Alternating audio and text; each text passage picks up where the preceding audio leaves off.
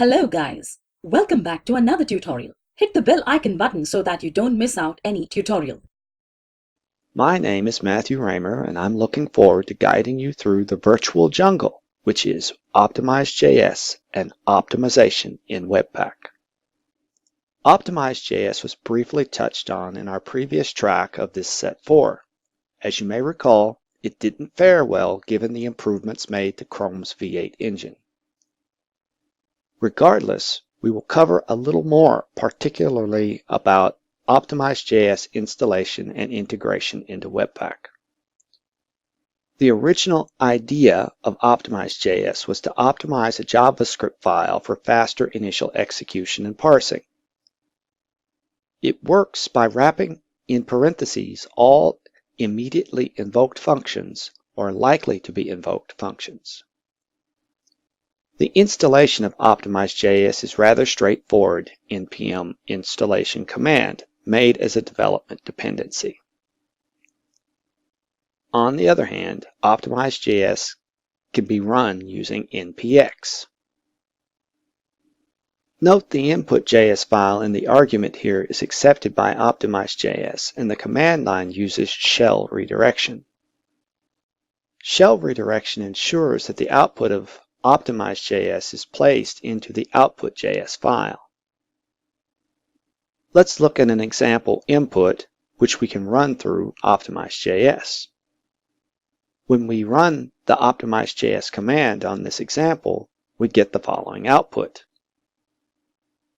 Note the addition of closures to each function, including the function passed as a parameter to another function.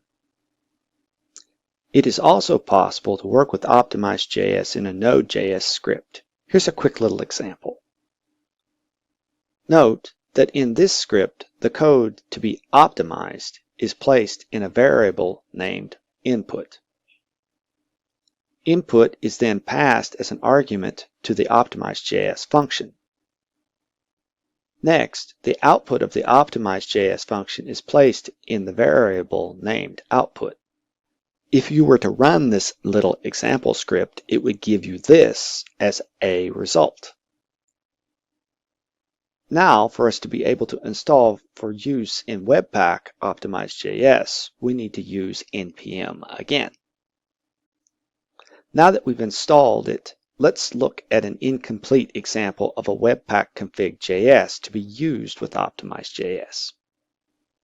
The entry and output properties are shown incompletely to only give context for the Optimize.js plugin. What's important is the plugins property. Note, however, that we've added into an object the instantiation for the Optimize.js plugin class. I am aware that we haven't really dealt with the concept and deployment of source maps at all so far in this course. I'll hold off on that for a couple sets until I begin discussions on working with Webpack while developing. However, it is definitely worth time today to spend some effort talking about measuring performance of your code. This entails comparisons of before and after utilizing some of these techniques. As you might recall, Optimize.js applied to code was berated for its inadequate benchmarking of that code. This fact should be a reminder to you to check beforehand whether a technique or tool is going to be a help or a hindrance for using it. Among other approaches, you can choose something like this. Note that the boundaries created by the script tags here are these recommended in order for you to truly measure the full parse compile time. Unless proper procedures are in place that avoid incurring overheads during performance testing, it is likely that this approach will have some overhead which arises out of network activities. One such procedure is quite simple. Merely append some random value to the script text. Appending text thus prevents the browser from caching the parsed-compiled script. The random text may also be used as a name denoting a mark or measure which tracks an instance of a test run. You may also want to check out marky which is a tool that allows you to easily set mark measure points. Marky is a high-resolution JavaScript timer which utilizes performance.mark and performance.measure user timing methods. Note, Marky is very lightweight. In fact, 461 bytes when minified and compressed using gzip. For browsers that do not support performance.mark, the fallback is generally to performance now or else date now.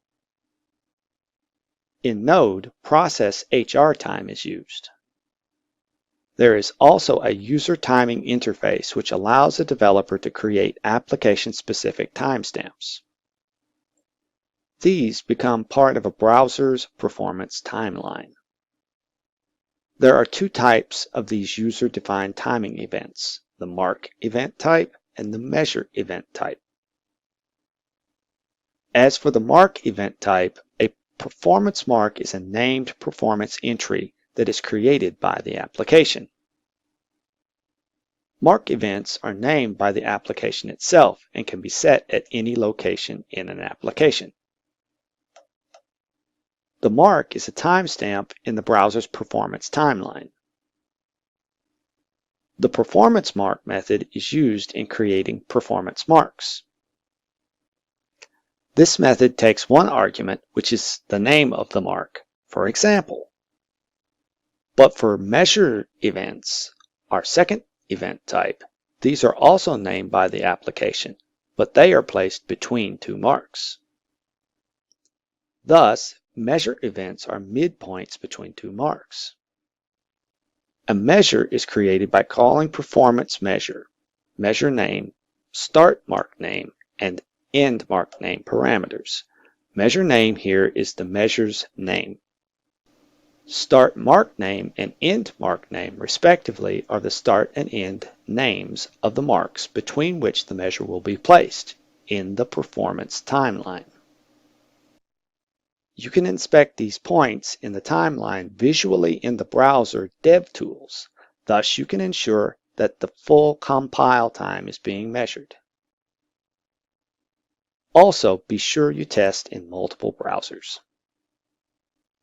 Testing on multiple browser platforms ensures that you get an idea of the variations in browser performance. It is also important in regard to the browsers you target that beforehand you measure your code bases. So let's run through this in practice.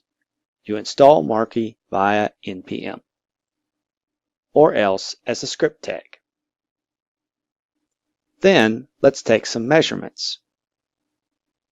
It appears that the user timing API's console time and console time end are more accurate in measuring than is date now. This result arises because Marky adds standard performance entries to the performance timeline. Tools like WebPage Test and Windows Performance Analyzer also accept your results, and you can even send them to your analytics provider. Marky possesses a very straightforward API which can be used in your scripts. Marky mark begins recording and Marky stop finishes recording. You can also try out some more complex scenarios. Marky stop also returns a performance entry object. The entry will look something like this. You can programmatically obtain all the entries using this. GetEntries method provides a list of all measures ordered by start time. And here's an example of what the output of GetEntries could look like.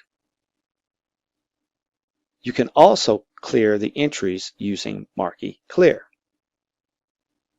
After these actions, Marky GetEntries will return an empty list. If the user timing API is supported, this API will delete all the mark and measure entries from the timeline. Marky is able to do testing in the following browsers and environments: IE9+, Safari 8+, iOS 8+, Android 4.4 Plus, Chrome, Firefox, Edge, and Node 4 Plus. Per the specification required, browsers need to hold a minimum of 150 entries in their performance timeline buffer. Notably, Firefox limits the size of their buffer to 150 entries, which for marky means you can get a maximum of 50 entries from marky get entries. This is because marky creates two marks and a measure. If you need to get more than 50 entries from marky get entries, you can extend the limit like so. The sample of code for increasing the limit of entries first does a test to determine if the performance library and its set resource timing buffer size method exists. In Node and in browsers that don't support the user timing API, marky follows the behavior of Edge and Chrome. It does not limit the number of entries. Marky stop and marky get entries will return pseudo performance entry objects. An alternative framework is appmetrics.js, which is a library on top of the mark measure API, and it reports to Google Analytics. Note that results obtained in general may vary according to particular machines and waver according to how taxed your CPU is, or perhaps an attack of gremlins. In your test suite, be sure to use a median of a large number of runs to be able to aggregate results variations.